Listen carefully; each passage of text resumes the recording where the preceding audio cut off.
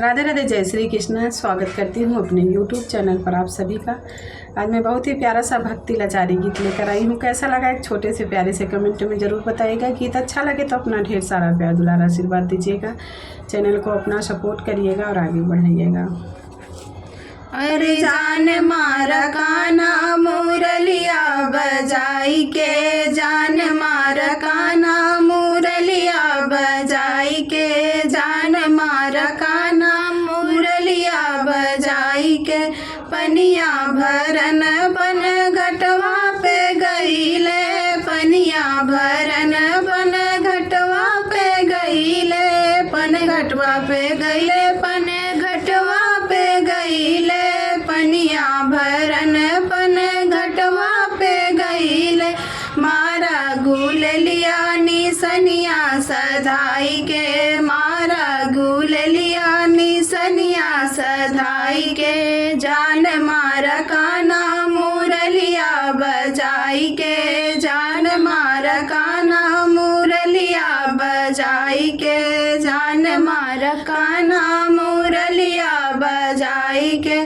करैया सननवा जमुनवा पे गईले, करैया सननवा जमुनवा पे गईले, जमुना पे गईले, जमुनवा पे गईले।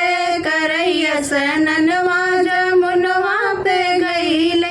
बैठे कदमवा पे चुनरी चोराई के, बैठे कदमवा पे चुनरी चोराई के। जान मारा कान्हा मुरलिया बजाई के, जान मारा कान्हा मुरलिया बजाई के। फुलवा तोड़न फुलवरिया में गईले, फुलवा तोड़न फुलवरिया में गईले, फुलवरिया में गईले, फुलवरिया में गईले। फुलवा तोड़न फुलवरिया में गईले। पकड़त कलैया बोलत मुस्काई के, पकड़त कलैया बोलत मुस्काई के।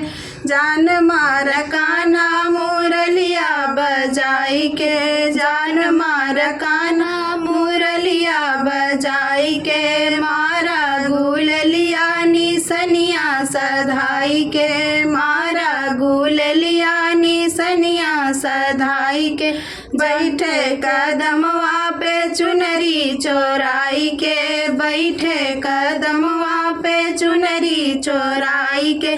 पकड़त कलैया बोलत मुस्काई के, पकड़त कलैया बोलत मुस्काई के। जान मारा कान्हा मुरलिया बजाई के, जान मारा कान्हा मुरलिया बजाई के, जान मारा कान्हा मुरलिया बजाई के।